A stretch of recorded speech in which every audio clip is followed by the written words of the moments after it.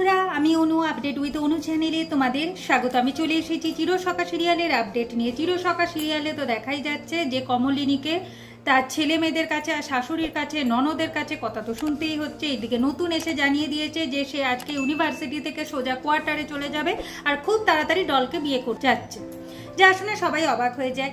এইদিকে কমলিনী ডিসাইড করেছে সে আর এই বাড়িতে থাকবে না। সে ব্যাগটা গুছিয়ে সে চললো অন্য কোনো বাসস্থানে। তাকে তো একটা বাসস্থানে খোঁজ করতে হবে, কিন্তু সেখানে কুর্চি আটকাতে আসে তার ননদ বলে যে সে বৌদি ভাইকে এই বাড়ি ছেড়ে কোনোভাবেই যেতে দেবে না, নিজের অধিকারে এই বাড়িতে থাকবে। কিন্তু কমলিনী বলে কোন অধিকারে থাকবে, কারণ তার দাদাকে সে আর কোনোদিনই বিয়ে করবে না, তাই কোনো অধিকারই নেই এই বাড়িতে থাকার, তাই সে থাকবে না। আর তারও একটা ইচ্ছার ব্যাপার আছে, তার কোনো ইচ্ছা নেই এই বাড়িতে থাকার। এক সময় কুর্চির পাশে দাঁড়িয়েছিল কমলিনী, তার ইচ্ছার দাম দিয়েছিল, কিন্তু আজকে কুর্চি পাচ্ছে না কমলিনীর ইচ্ছার দাম দিতে, কিন্তু এটাও চাইছে না কমলিনী বাড়ি ছেড়ে চলে যায়।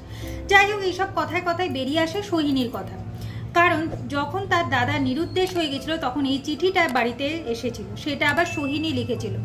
বিয়ের পরও সৈনীর সাথে একটা সম্পর্কে জড়িয়ে গেছিল। সৈনী তখন অবিবাহিত ছিল, তার বাড়ি থেকেও বিয়ে দেওয়ার জন্য জোর করছিল, কিন্তু তখন সে আর বলতে পারছিল না যে সে চন্দ্রকে ভালোবাসে। তাই চন্দ্রকে ডিসাইড করতে বলেছিল 7 দিনের মধ্যে, যে ডিসাইড করে জানাতে, না হলে অন্য কাউকে সে বিয়ে করে নেবে। তারপরেই নাকি চন্দ্র উদাও হয়ে গেছে। এইটা পড়ে কুর্চি অবাক হয়েছে। অন্যদিকে মিটিল এসে উপস্থিত হয়। সেই 2 দিন আবার এই বাড়িতে আসতে পারিনি।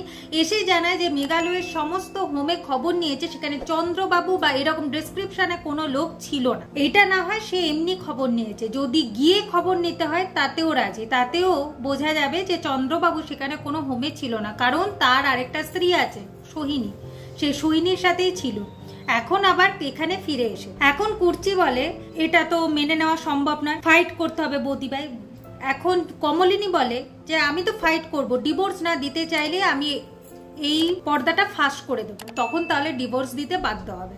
আর আমার ইচ্ছার বিরুদ্ধে আমি এই বাড়িতে থাকবো, আমি এই বাড়ি ছেড়েই চলে যাব। এভাবেই আজকের পর্বটা শেষ হয়ে যাচ্ছে। আশা করি আজকের পর্বটা তোমাদের ভালো লাগবে। ভিডিওটা ভালো লাগলে লাইক, শেয়ার ও সাবস্ক্রাইব করে দিও। ভিডিওটা দেখবার জন্য অসংখ্য ধন্যবাদ।